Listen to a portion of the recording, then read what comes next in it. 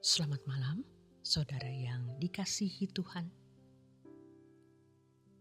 Kita boleh melewati hari-hari kita yang tidak lepas dari masalah dalam kehidupan ini. Namun semuanya bisa dilewati. Mari, malam hari ini kita renungkan kebenaran firman Tuhan dalam renungan malam dari Pendeta Dr. Erastus Sabdono dengan tema barter. Bersama saya, Yohana Ibrahim. Setiap kita harus dapat menghayati kebesaran Allah yang dahsyat, sehingga kita bersedia untuk melakukan apapun yang Tuhan inginkan. Tuhan menghendaki kita melakukan barter. Seperti yang tertulis dalam Matius 13 ayat yang ke-44 sampai 46, demikian firman Tuhan. Hal kerajaan surga itu seumpama harta yang terpendam di ladang, yang ditemukan orang lalu dipedamkannya lagi. Oleh sebab sukacitanya, pergilah ia menjual seluruh miliknya lalu membeli ladang itu. Demikian pula hal kerajaan surga itu seumpama seorang pedagang yang mencari mutiara yang indah. Setelah ditemukannya mutiara yang sangat berharga, ia pun pergi menjual seluruh miliknya lalu membeli mutiara itu. Pernyataan Tuhan Yesus tadi sangat jelas menunjukkan bahwa harus ada yang dilepaskan untuk memiliki Kristus atau keselamatan. Dalam hal ini, pengertian sola gratia harus dipahami secara benar. Anugerah memang cuma-cuma, tetapi cara dan proses menerima keselamatan tidak gratis. Harus ada yang dikorbankan demi bisa mengalami keselamatan atau menerima anugerah. Salah satu hal yang paling menyesatkan bagi orang Kristen adalah ketika orang Kristen berpikir bahwa menjadi anak-anak Allah terjadi tanpa syarat. Seakan-akan setiap orang Kristen otomatis sudah menjadi anak-anak Allah. Ini adalah salah satu hal yang paling menyesatkan dan merusak kehidupan Kristen yang sejati. Memang harus diakui, ketika kita yang berdosa diterima Allah karena pengorbanan Tuhan Yesus di kayu salib, hal itu terjadi tanpa syarat. Artinya, anugerah yang dihadirkan oleh kematian Tuhan Yesus tidak memandang kepantasan atau kelayakan kita saat menerimanya. Ketika Yesus mati di kayu salib, setiap orang diperdamaikan oleh darahnya secara cuma-cuma. Namun, ini adalah proses penebusan yang dikerjakan oleh Allah. Manusia memiliki bagian dalam proses penebusan yang harus ia lakukan. Bagian dari orang yang menerima penebusan Tuhan adalah belajar untuk benar-benar memiliki keadaan atau karakter seperti anak-anak Allah. Bukan hanya berstatus sebagai anak-anak Allah, melainkan kita harus berkeadaan atau berkarakter sebagai anak-anak Allah.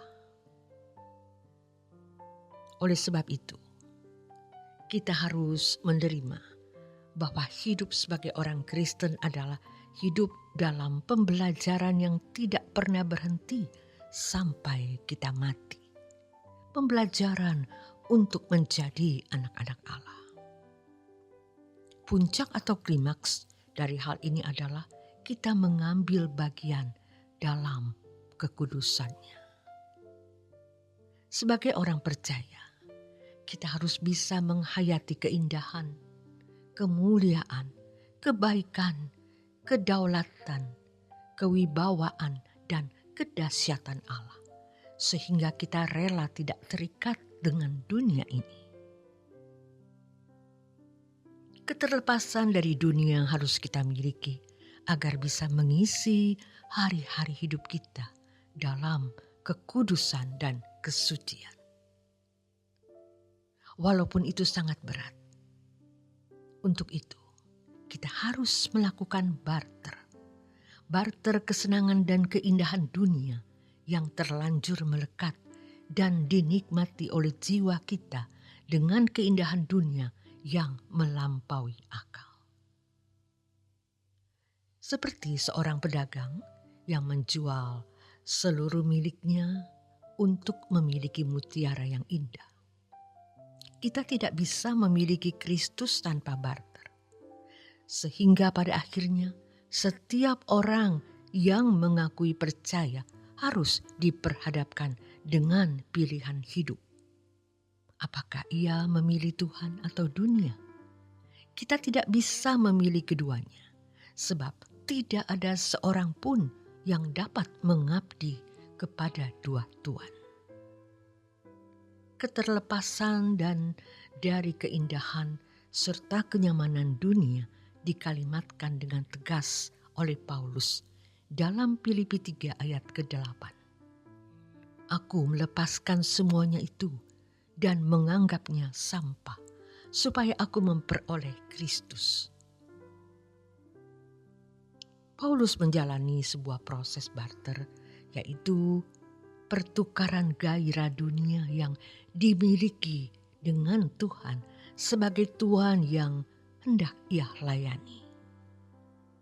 Untuk dapat melayani Tuhan, Paulus harus melepaskan semuanya dan menganggapnya sebagai sampah. Dalam hal ini menjadi pelajaran bagi gereja dan rohaniwannya. Bahkan keindahan dan kenyamanan yang diperoleh dari pelayanan pun tidak boleh digenggam sebagai suatu hal yang membahagiakan. Bagi hamba Tuhan, pelayanan atau kegiatan gereja dapat menjadi berhala di mana ia menaruh kesenangan, rasa aman, dan kehormatan. Tanpa sadar, hal ini pada akhirnya menjadi berhala bagi dirinya sendiri. Suatu kebahagiaan atau kesenangan yang sejatinya, hal itu belum tentu berkenan di hadapan Tuhan. Firman Tuhan berkata, "Jangan ada padamu Allah lain di hadapanku."